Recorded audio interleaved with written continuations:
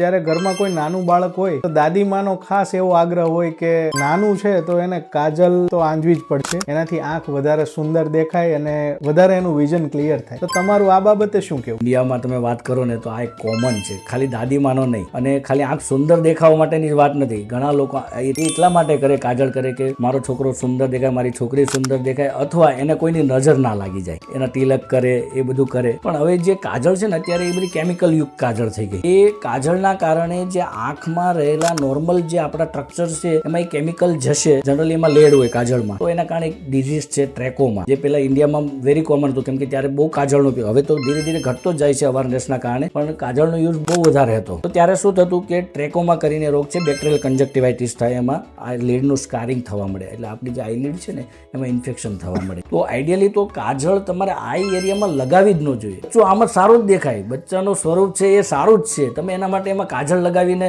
એને વધારે સુંદર બનાવી દેશો, એના કરતાં તમે એને રોગ આપો છો. કોઈ કાજળમાં નોર્મલ બેક્ટેરિયલ ઇન્ફેક્શન થાય, એના કારણે આંખમાં બીજા પ્રોબ્લેમો થાય, અને નાની ઉંમરે બચ્ચાઓની આંખમાં બ્લાઇન્ડનેસના પ્રોબ્લેમ પણ થઈ શકે ટ્રેકોમાના કારણે. એટલે આઈડિયલી કાજળ લગાવવી જોઈએ નહીં.